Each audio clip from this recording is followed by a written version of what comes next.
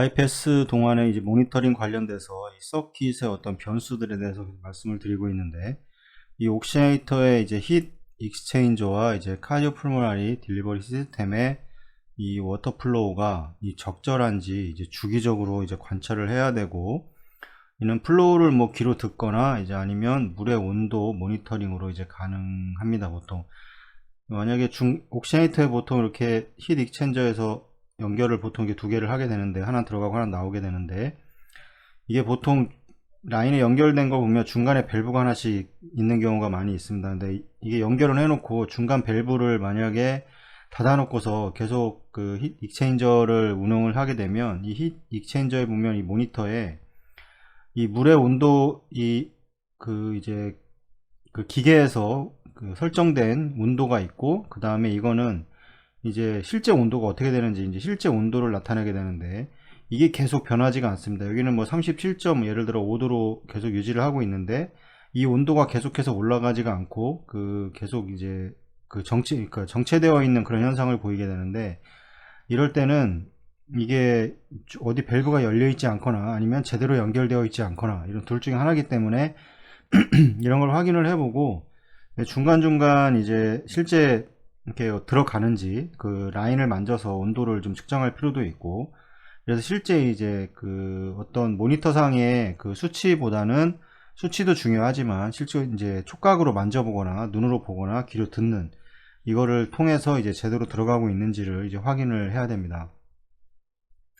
이 세레브랄 하이퍼서미아는 이제 환자와 이제 블러드 템퍼처를 주의 깊게 이제 모니터링해서 이제 퍼피세이트 템퍼처가 37.5도를 넘지 않게 이제 운영을 해야 됩니다. 그래서 이게 너무 이 세레브랄의 온도가 올라가 버리게 되면 여러 가지 이제 문제가 발생할 수 있기 때문에, 이 전체 온도에 대해서 주의 깊게 확인을 해야 되고, 이 물의 온도도 역시 이제 40도를 넘어가지 않게 보통 세팅이 되어 있습니다. 이 이상은 이제 셋업 자체가 잘 되지가 않는데, 이런 것들도 다 그런 문제들을 발생시키는 것을 방지하기 위해서 만들어 놓은 거고, 이제 그 이유는 이제 티슈 이제 매스 레이시오에서 이제 하이 블러드 플로우의 이제 올간, 특히 이제 브레인들은, 이 브레인에 이제 그 올간 플로우가 상당히 많습니다. 이 브레인은 이 전체적인 몸에서 장기로 봤을 때 그리 크지 않은 장기임에도 이 브레인으로 들어가는 블러드 플로우가 상당히 많게 되는데, 대략 한 25% 정도가 들어가는데,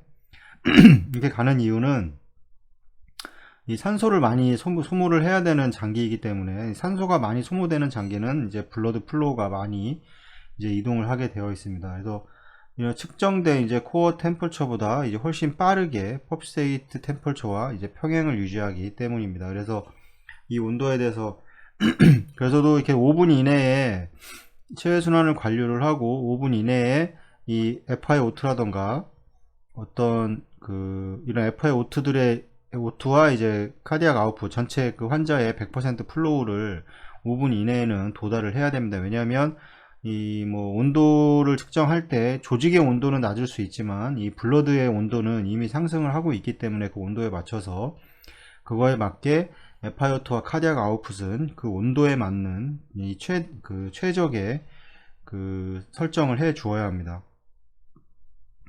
이 석션 펌프 스피드는 이제 적절한 블러드와 이제 공기의 제거를 위해서 이제 조정되어야 하는데, 너무 이제 과도한 이 펌프 스피드는 이제 어디 딱딱 소리, 이게 컬랩스가 되는 소리인데 딱딱 소리를 내게 만들거나 이제 또 막힐 수가 있고, 이 헤몰라이시스를 이제 초래할 수 있기 때문이기 때문에 이 석션 스피드는 항상 조정을 좀 계속해서 유심히 바라봐야 되고, 그 다음에 루트 벤트나 아니면 뭐 LA나 이 LB 벤트의 경우에는 이 원웨이 밸브, 이 밸브를 꼭 설치를 해야 됩니다.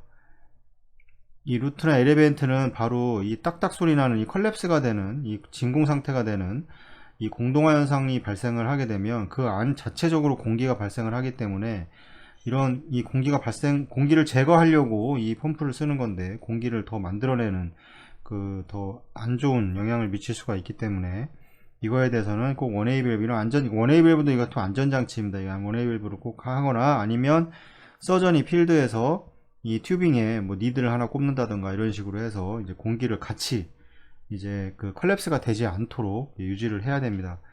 마찬가지로 롤러 펌프가 이제 벤트로 사용이 되었을 때 이제 롤러 펌프 스피드는 이 엠볼리즘을 막기 위해서 이제 조절되어야 하는데, 이는 하이 네가티브 풀모널리 비너스 프레셔가 이 알비올레 멤브레인을 통해서 에어를 이제 끌어당길 수 이제 있기 때문입니다.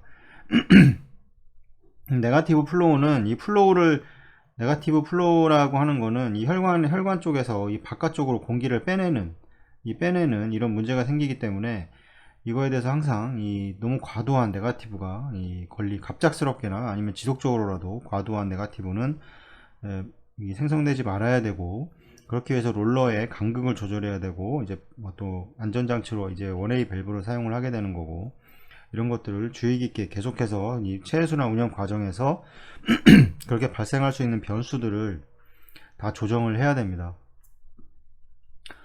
그래서 이제 피지올로직 어떤 리스폰스 관련돼서 말씀을 드리겠는데, 이제 카디오 풀모널 카디오 베스큘라 모니터링에서 이제 시스테믹 블러드 플로우와 이제 퍼퓨전 프레셔에 관련돼서 좀 말씀을 드리면, 이 CPB 동안 카디오 베스큘라 이 스테빌리티를 유지하기 위해서는 이제 블러드 플로우에 대한 이 CPB 이 머신의 펑션과 그 다음에 시스테믹 베스큘라 레이선스 SBR과 이 비너스의 이제 컴플라이언스 이 컴플라이언스와 같은 이 환자의 팩터와 이 명확한 상호작용이 이제 필요하게 됩니다.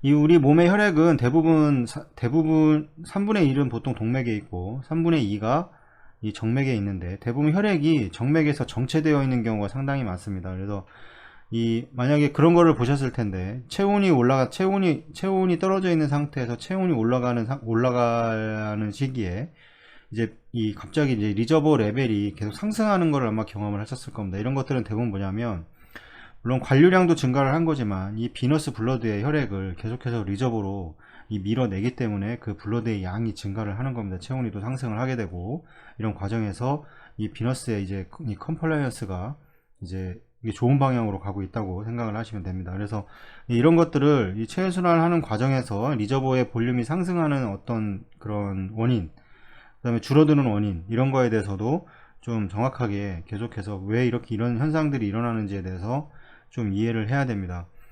이 블러드 플로우 컨트롤이 쉽고, 이제 이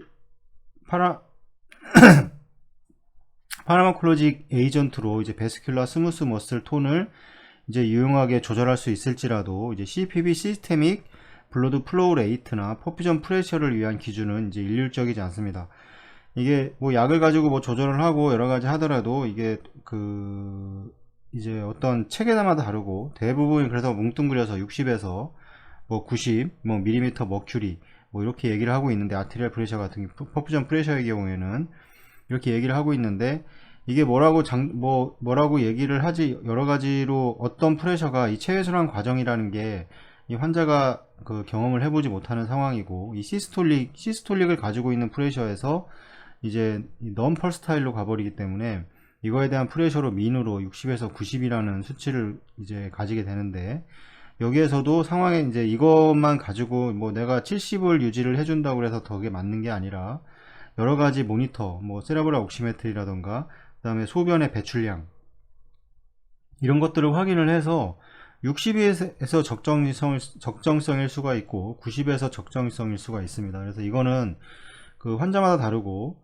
그거를 조절을 하는, 또 고혈압이 있는 환자로 그러면 혈압 자체가 계속해서 상승을 할 수 있는 그런 여지가 있기 때문에, 이런 거에 대한 것도 다 일률적으로 판단을 하기가 쉽지 않아서, 그때 이제 환자의 상태를 파악을 해서 그 상황에 맞게 조절을 하는 게 중요하다고 얘기를 할 수가 있습니다. 이것도 이제 그런 얘기를 하는 거고, CPB 또한 최적의 플로우 레이트와 이제 퍼퓨전 프레셔, 이 퍼퓨전 프레셔에 대한 논의는 이제 O2의 소비량, 그 다음에 블러드 플로우의 이제 분배, 그 다음에 스페시픽한 이제 베스큘라 이제 패드의 이 고유의 자동 조절 능력에 대한 이해를 기초로 이루어져야 한다, 이렇게 되어 있습니다. 뭐 고혈압이 있다거나 이 혈관의 SBR을 상승시킬 수 있는 여러 가지 원인이 있을 때는, 또 체외순환 과정에서 이 퍼퓨전 플로우 레이트에 비해서 퍼퓨전 프레셔가 상당히 높아지는 이런 경우도 있고, 물론 이제 체온의 영향에 의해서 이 베스큘라 베드의 자동 조절 능력 등으로 인해서 이제 혈압의 변화가 생기는 경우가 있고, 이런 것들을 전체 퍼퓨전 가장, 그래서 여기서 중요한 거는, 가장 기본이 돼야 되는 거는 이 퍼퓨전 플로우에 따른 이제 퍼퓨전 프레셔를 유지를 하는 겁니다. 이게 가장 중요합니다. 퍼퓨전 플로우가 충분히 유지된 상태에서 퍼퓨전 프레셔를 유지를 하는 거지, 이 플로우가 충분하지 않은데 이 프레셔를 뭐 70에다 맞추기 위해서 플로우를 낮춰가지고 70을 맞춘다거나 이런 거는 하면 안 된다는 겁니다. 왜냐하면 관류량이 제일 중요합니다. 이 첫 번째로 생각을 해야 되는 게 이제 관류량입니다. 관류량. 이 말초 관류량이라고 하는 건 또 말초 조직에 충분히 관류량을 보내줘야 되는 건데, 이거를 보내주지 못하는 상황들, 이런 상황이 발생을 하게 되면 결국에 아무리 많은 관류량을 보내줘도 도달하지 못한다면 그것도 문제가 되기 때문에, 이거에 대해서 어떻게 해결할 것인가, 이런 거에 대한 생각을 계속해서 이 체외순환사는 해야 되고, 그래서 어떤 이론적인 것들을 계속해서 공부를 해야 됩니다. 이게 뭐 아침에 들어와서 똑같은 환자 한다고 생각을 하는데 이게 절대 그렇지 않습니다. 계속 어떤 책을 보고 그거에 대해서 공부를 하다 보면, 아, 이런 상황에선 이게 이렇구나, 이런 것들을 알게 됩니다. 이런 거를 다 뭐 막 설명을 해줄 수가 없습니다. 이거 뭐 설명을 해주려고 지금 책을 가지고 계속 이렇게 얘기를 하고 있는 거고, 중간중간 얘기를 하고 있는 건데, 중요한 거는 본인이 스스로 공부를 해야 되고, 그 상황에 맞춰서 지금 이 상황이 왜 이런 상황이 발생을 했나, 체외순환 과정에서 그거에 대한 이해를 하려고 노력을 해야 되는 거지, 그 아주 사소한 미묘하게 변하는 것도 찾지를 못하면 계속해서 발전이 잘 안 될 수가 있습니다. 그래서 저도 뭐 이 체외순환을 제대로 하고 있다고 지금 21년 동안, 지금 이제 22년 차인데, 이 체외순환을 시행을 하면서 한 10년, 15년까지는 솔직히 제대로 뭘 했는지 잘 기억을 못 합니다. 그래서 나머지 한 7년 정도의 기간이, 아, 이제 체외순환이라는 거를 이제 내가 뭘 하고 있는 것 같다, 이런 걸 제가 느끼게 그러는 거니까.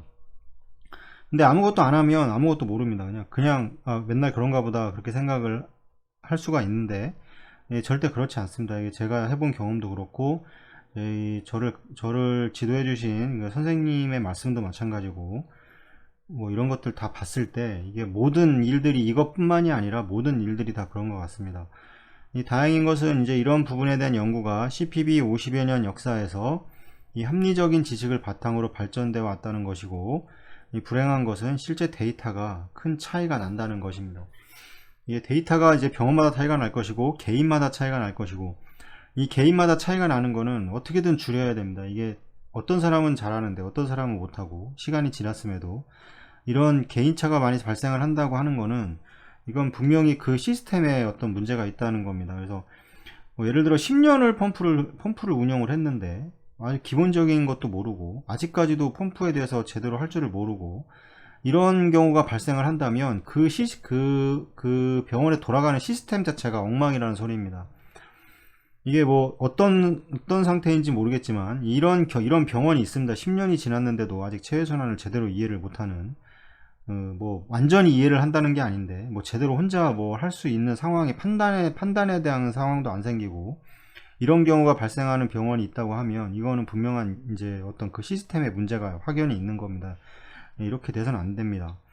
예를 들면 이제 하이퍼서믹 CPB 하에서 임상적으로 블러드 플로우에 이 레저널 디스트리뷰션과 이 레저널 베스큘라 오토 레귤레이터리 이제 어떤 능력들은 상대적으로 잘 규명되어 있지 않은 상태로 아직 남아 있습니다.